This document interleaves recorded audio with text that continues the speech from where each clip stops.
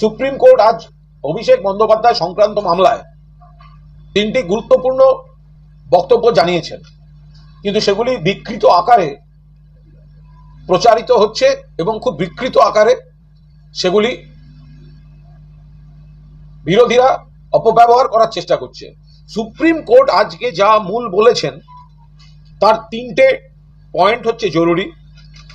এক হচ্ছে বিচারপতিরা কোনো মামলা নিয়ে স্ট্রে, অবজারভেশন, বিভ্রান্তিকর কমেন্ট এগুলো করতে পারবেন না। নাম্বার 2, মামলায় নজরদারির নামে কোনোভাবে হস্তক্ষেপ করা যাবে না। ইডি বা এজেন্সি সম্পূর্ণ নিয়ম মতো মামলা তদন্ত চালাবে, তদন্তে মনিটরিং এর নামে হস্তক্ষেপ করা যাবে না। এবং 3, মামলা সংক্রান্ত ভুল বা বিভ্রান্তিকর কোনো তথ্য বা খবর প্রচারিত করা যাবে না। মাননীয় সুপ্রিম কোর্ট আজ একটি মামলায় খুব নির্দিষ্টভাবে এই বিষয়গুলি, যে প্রোটেকশনগুলি খুব বেশিভাবে প্রয়োজন ছিল কারণ এগুলির খুব অপব্যবহার হচ্ছিল, সেখানে খুব নির্দিষ্টভাবে সুপ্রিম কোর্ট আজ এই গণ্ডিটা বেঁধে দিয়েছেন।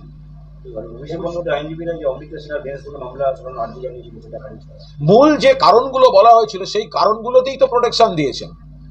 মূল যে কারণগুলো, যে স্ট্রে কমেন্টস করা হচ্ছে, উদ্দেশ্য প্রণোদিতভাবে কথা বলা হচ্ছে, তাহলে সেগুলো তো বারণ করে দিয়েছেন সুপ্রিম কোর্ট। 2 নম্বর হচ্ছে মনিটরিং এর নামে, নজরদারির নামে মামলায় হস্তক্ষেপ হবে না, সুপ্রিম কোর্ট তো সেগুলো বলে দিয়েছেন। অর্থাৎ আপনারা শুধু একটা লাইন নিয়ে আলোচনা করছেন, কিন্তু তার মূল আবেদনের যে মূল ভিত্তিগুলো সেগুলো সুপ্রিম কোর্ট স্বীকার করেছেন, মান্যতা দিয়েছেন। এটাই হচ্ছে আসল কথা। কোনো বিচারপতি তার উইশ লিস্টটা বাইরে চলে আসছে, এমন কিছু বিচ্ছিন্ন উদ্দেশ্য প্রণোদিত মন্তব্য করছেন যেগুলি বিরোধী দলগুলোকে উৎসাহিত করছে, তাদের প্রচারের কাজে লাগছে এবং এগুলো কোনো স্বাভাবিক মন্তব্য হচ্ছে না। তো সেই জায়গাটায় সুপ্রিম কোর্ট নিষেধাজ্ঞা জারি করেছেন যে স্ট্রে, অবজারভেশন, এমন কোনো বিচ্ছিন্ন কোনো মন্তব্য করা যাবে না, এমন বিচ্ছিন্ন পর্যবেক্ষণ দেওয়া যাবে না। তাহলে মামলার বিচার মামলার মতো করেই হবে। কারণ পিসি নন্দীগ্রাম নিয়ে মামলা করতে গেছিলেন 2.5 বছর আগে, তখন বলেছিলেন যে আমি কৌশিক চন্দ্রের এজলাসে মামলা শুনব। পিসির পছন্দের যার দরকার, তার জন্য পিসি 5 লাখ টাকা জরিমানা দিয়েছেন কলকাতা হাইকোর্টের বাড়ির কাছে।